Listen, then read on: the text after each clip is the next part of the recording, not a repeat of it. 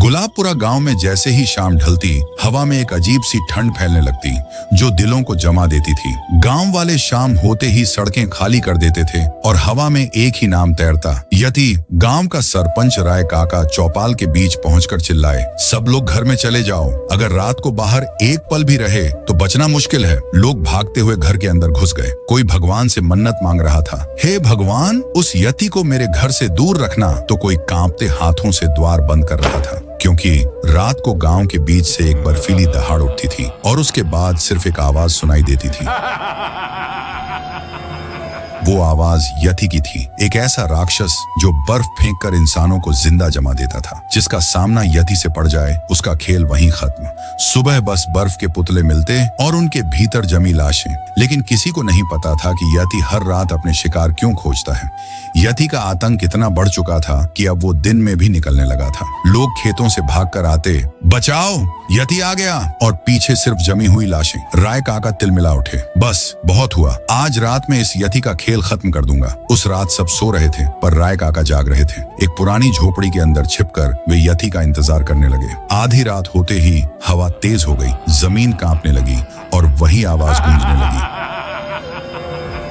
यति सड़क पर उतरा, ऊंचा, डरावना, चमकीली आंखें और हाथ में एक आइस बॉल। लोग उसे देखकर दरवाजे बंद करने लगे। राय काका आगे आकर चिल्लाए, ओए सुन मोटे भालू, क्यों मार रहा है मेरे गांव वालों को? यति ठिठक गया। उसकी आंखों में दर्द था, गुस्सा था और एक चुप्पी। फिर उसकी भारी आवाज गूंजी, क्योंकि इन लोगों ने मेरे बच्चे को मारा है। राय काका चौंक गए। यति ने धीरे धीरे अपनी कहानी खोली। बहुत साल पहले मैं अपने बेटे चीकू के साथ बर्फीले पहाड़ पर रहता था। हम दोनों रोज नदी पर जाते, खेलते, हंसते। मुझे दुनिया में उससे ज्यादा कुछ प्यारा नहीं था। लेकिन गुलाबपुरा में एक लालची आदमी था, पुष्पा।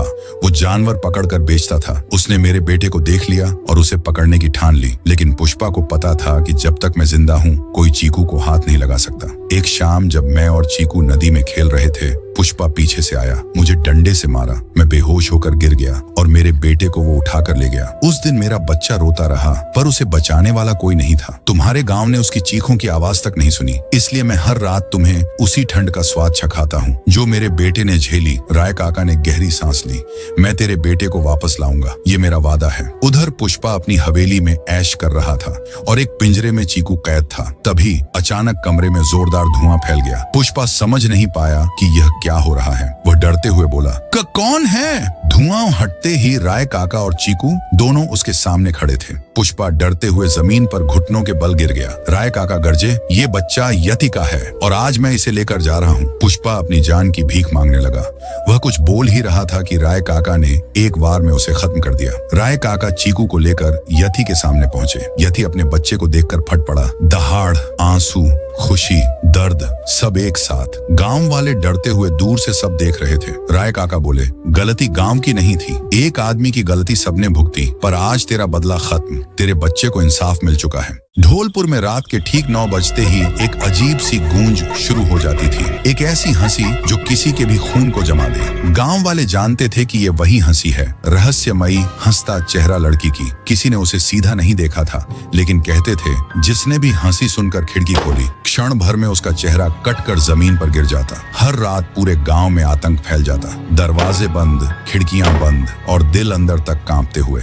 ढोलपुर में एक ही हिम्मती इंसान था, ऑफिसर राय स्टार। 3 रातों में 4 लोगों की हत्या हो चुकी थी। हर लाश का एक ही हाल, चेहरा गायब, बस खून और डर। राय स्टार को चौथे घर में एक औरत की डायरी मिली। डायरी के आखिरी पन्ने पर बस एक वाक्य लिखा था, वो आज भी हंस रही है, वही नीलम। ये नाम पहली बार सामने आया था। गांव वाले रोते हुए बोले, साहब 9 बजे के बाद वो लड़की की हंसी पूरा गांव कपा देती है। वो दरवाजे के बाहर खड़ी रहती है पर दिखती नहीं। जो भी दरवाजा खोले वो उसका चेहरा काट लेती है। राय स्टार ने कहा, आज रात मैं इस हंसती मौत का अंत करूंगा। रात के 9 बजे पूरा गांव अंधेरे में डूबा हुआ था। तभी अचानक वही हंसी गूंज उठी, दर्द भरी, भयानक। पागलपन से भरी हंसी। लोग घबराकर दरवाजे बंद कर रहे थे, पर राय स्टार ने दरवाजा खोल दिया। बाहर सड़क खाली थी, सिवाय एक काले दुपट्टे के जो जमीन पर पड़ा था। राय स्टार ने झुककर दुपट्टा उठाया और उसी पल उसके पीछे से किसी लड़की की आवाज आई, पीछे मत मुड़ना। लेकिन राय स्टार पीछे मुड़ा। वहाँ एक लड़की खड़ी थी, चेहरे पर डरावनी मुस्कान, आंखें बिल्कुल सफेद और हाथ में एक टूटा हुआ शीशा। वो बोली, तू भी मुस्कुरा, नहीं तो तेरे चेहरे का भी वही हाल होगा जो बाकियों का हुआ था। राय स्टार ने पूछा, तू कौन है और लोगों के चेहरे क्यों काटती है? लड़की मुस्कुराते हुए बोली, क्योंकि किसी ने मुझसे मेरा हंसता हुआ चेहरा छीना था। आज मैं दुनिया से मुस्कुराहट का बदला ले रही हूँ। राय स्टार ने हिम्मत जुटाकर कहा, मैं तुझे इंसाफ दिला सकता हूँ। तू साफ साफ बता, आखिर तेरे साथ हुआ क्या था? तेरी कहानी सुना, फिर तेरी आत्मा को शांति दूंगा। लड़की की मुस्कुराहट अचानक गायब हुई। वो धीरे धीरे बोली, मैं नीलम हूँ, धौलपुर की ही रहने वाली। मेरा सपना था कि मैं एक दिन मॉडल बनूं, पर मेरे ही कॉलेज की एक लड़की मेरी खूबसूरती पर जलती थी। उस लड़की ने मेरी हंसी, मेरा चेहरा और मेरी जिंदगी बर्बाद कर दी। एक रात वो मेरे घर पर आकर बोली, अरे नीलम, चल वीडियो बनाने चलते हैं। मैंने कहा, इतनी रात को? पर उसके बार बार कहने पर मैं उसके साथ चली गई। वो मुझे एक सुनसान मैदान में ले गई, मुझे हंसने को कहा और मोबाइल कैमरा ऑन कर दिया। जब मैंने हंसा, उसने उसी पल मेरे चेहरे पर एसिड फेंक दिया। मैं वहीं जमीन पर तड़पती रही। जैसे तैसे गांव में आकर लोगों के दरवाजे खटखटाए, पर किसी ने दरवाजा नहीं खोला। जिन्होंने खोला भी था, उन्होंने कहा, भाग यहाँ से, मर भी रही है तो मेरे घर के सामने मत मर। उस रात मैं चीख चीख कर मर गई और मरते वक्त मैंने श्राप दिया, जिन्होंने मेरी चीखें अनसुनी की, उनकी मुस्कान में नोच लूंगी। ये सब सुनकर राय स्टार के रोंगटे खड़े हो गए। राय स्टार बोला, नीलम, तुझ पर जो बीता वो अत्याचार था, लेकिन निर्दोष गांव वालों की क्या गलती है? नीलम चिल्लाई, उन्होंने भी दरवाजे बंद किए थे। राय स्टार ने कहा, अगर तू इंसानियत चाहती थी तो दूसरों की इंसानियत क्यों छीन रही है? नीलम का चेहरा कांपने लगा। क्या मैं गलत थी? क्या मेरे दर्द ने मुझे राक्षस बना दिया? राय स्टार ने दुपट्टा उसके सिर पर रखा, मोमबत्तियां जलाई, पूरे गांव वालों को बुलाया। लोग रोते हुए बोले, नीलम, हमें माफ कर दो, हम बुरे इंसान थे, हमने तुझे अकेला छोड़ दिया, तू हमें सजा दे सकती है। नीलम की आंखों से आंसू गिरने लगे, उसकी हंसी टूट गई और वो धीरे धीरे हवा में गायब हो गई। चंद्रपुरम दूर दराज में बसा एक शांत गांव था। दिन के समय यहाँ की हवा में मिठास घुली रहती थी, पर जैसे ही सूरज ढलता, गांव पर एक ऐसी चुप्पी उतरती जो किसी कब्रिस्तान से भी ज्यादा डरावनी होती। गांव की गलियां खाली, चौखटों पर लगे कील कुंडे कसकर बंद और हवा में एक अजीब सी थरथराहट, जैसे किसी की आवाज दबाई जा रही हो। चंद्रपुरम में एक बात सबको पता थी, रात 1 बजे के बाद बाहर निकलना मतलब मौत को दावत देने जैसा था। कभी झाड़ियों में एक तेज काला साया दौड़ता दिख जाता, कभी बच्चे गायब, कभी चौकीदार हवा में विलीन। सुबह लोग बस इतना ही कह पाते, उस रात बाहर गया था, फिर दिखा ही नहीं, और किसी में ये पूछने की हिम्मत नहीं कि कौन ले जाता है।